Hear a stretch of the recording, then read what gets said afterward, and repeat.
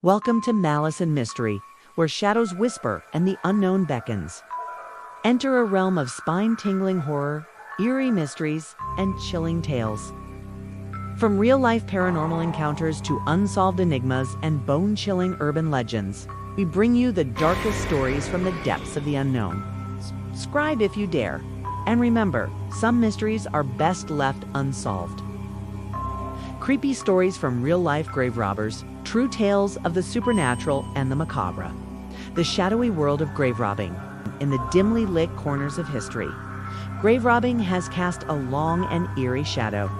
This clandestine practice, driven by a mix of greed, curiosity, and desperation, involves the illicit exhumation of corpses from their final resting places. Historically, grave robbers have ranged from opportunistic thieves to skilled professionals, each motivated by different ends, be it selling cadavers to medical schools for anatomical studies or plundering ancient tombs for valuable artifacts. The motivations are as varied as the methods used. Some employ crude tools under the cover of darkness, while others devise sophisticated schemes to bypass security systems. The implications of grave robbing extend beyond mere theft. They touch on profound ethical questions about respect for the dead and cultural heritage. Each act of desecration not only disrupts the sanctity of burial sites, but also erodes the societal norms that uphold human dignity even in death. As we delve into these real-life tales of grave robbers, we uncover not just the mechanics of their deeds, but the chilling atmosphere that surrounds them.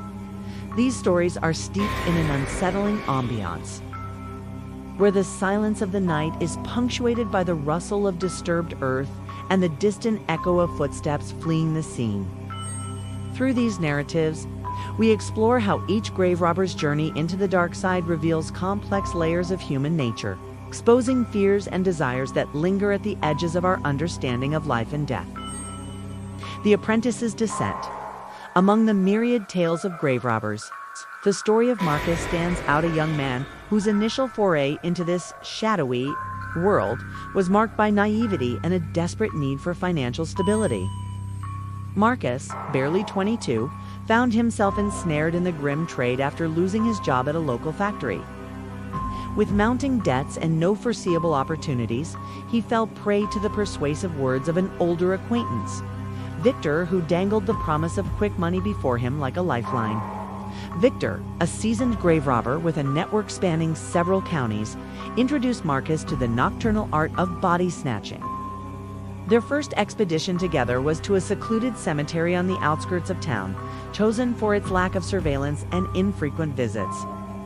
Under the pale light of a waning moon, Victor demonstrated the meticulous process of identifying fresh graves, explaining how the soil would be softer and easier to dig. Armed with shovels and a makeshift pulley system, they worked silently, their breaths visible in the cold night air. As they reached the coffin, Marcus hesitated, his heart pounding against his ribs.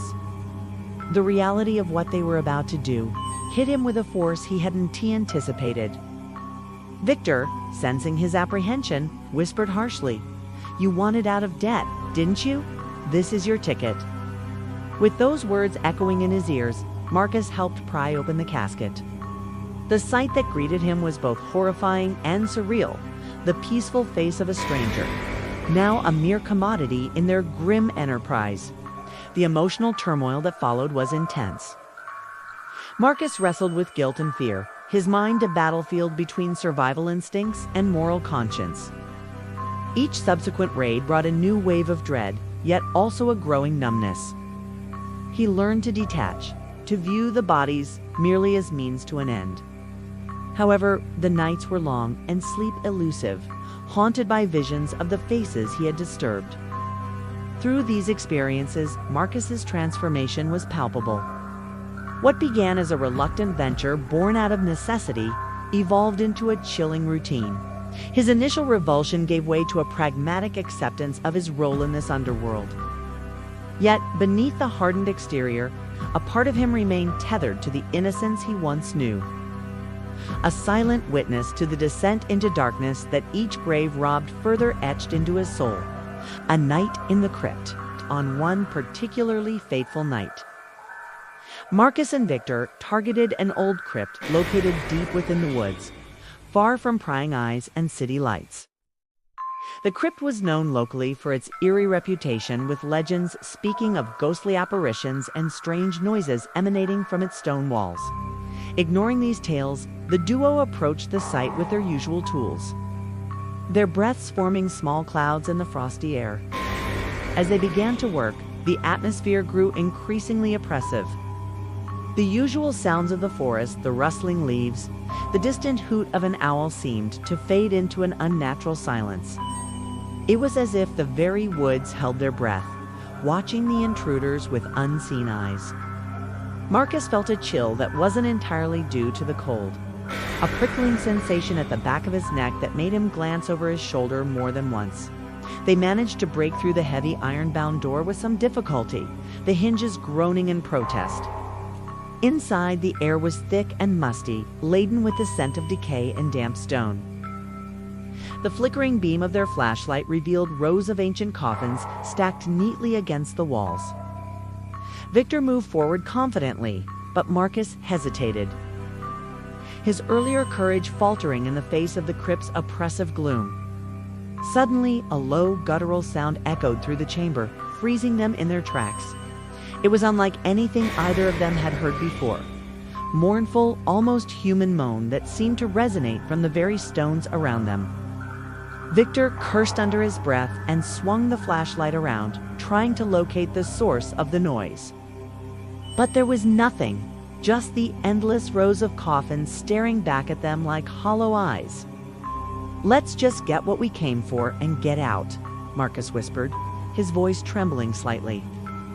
Victor nodded, though his usual bravado seemed somewhat diminished.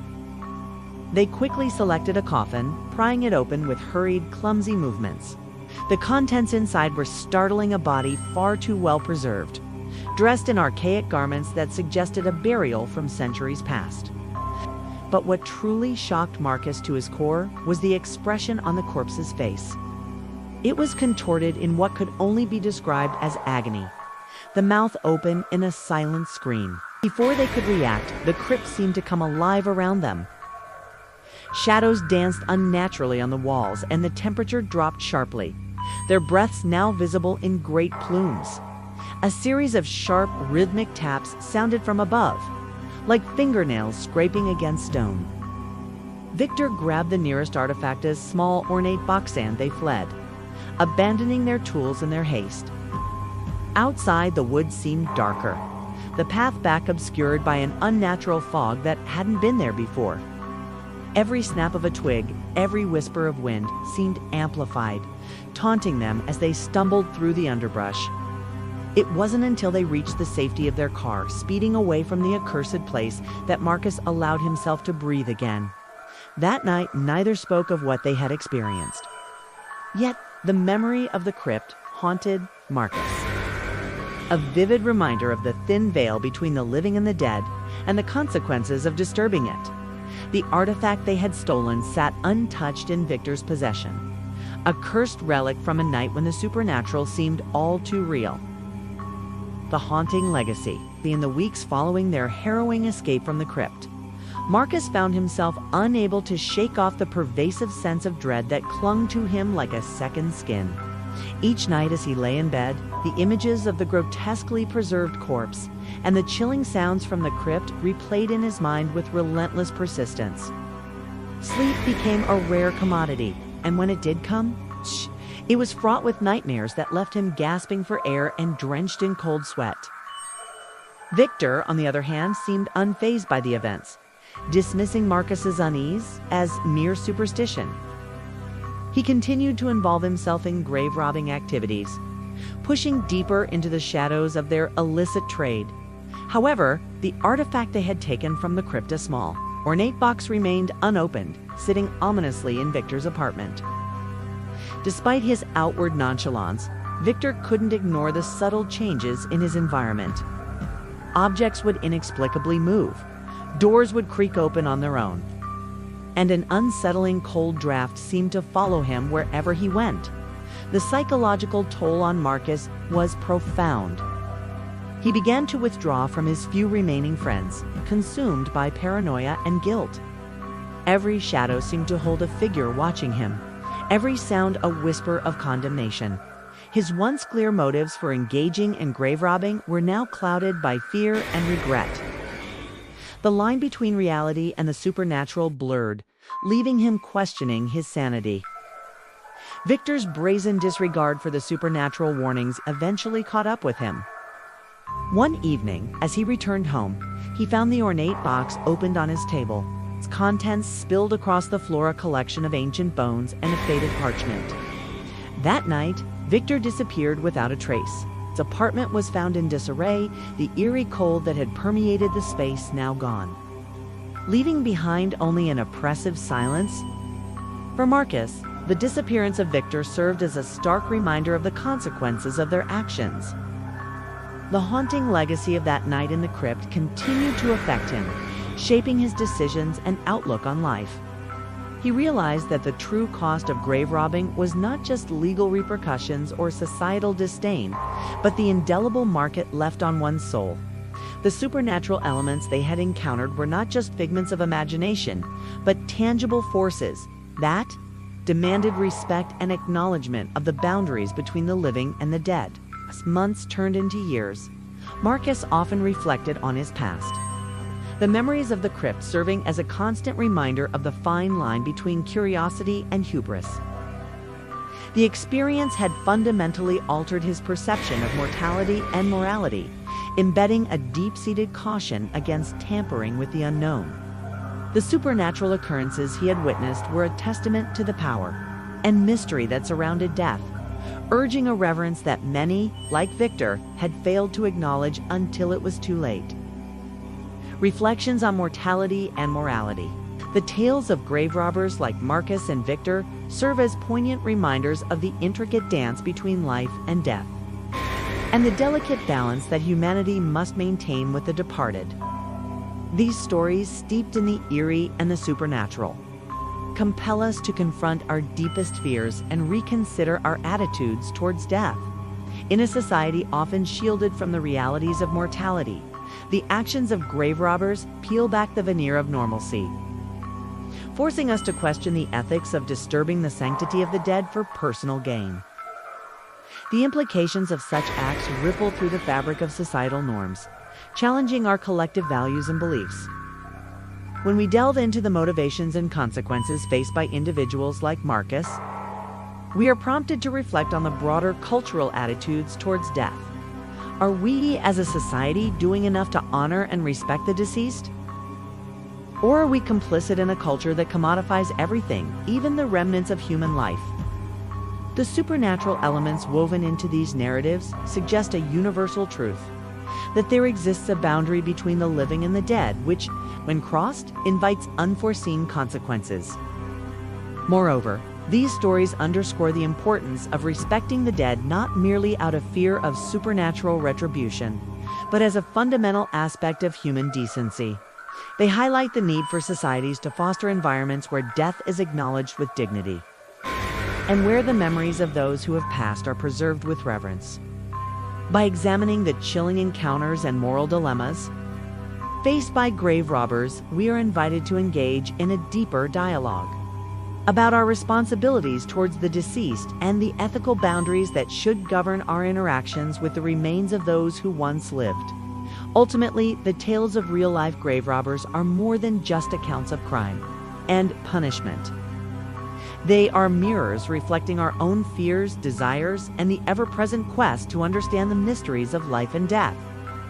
Through these narratives, we are reminded of the profound impact that our actions or inactions can have on the delicate equilibrium between the seen and the unseen, the living and the dead.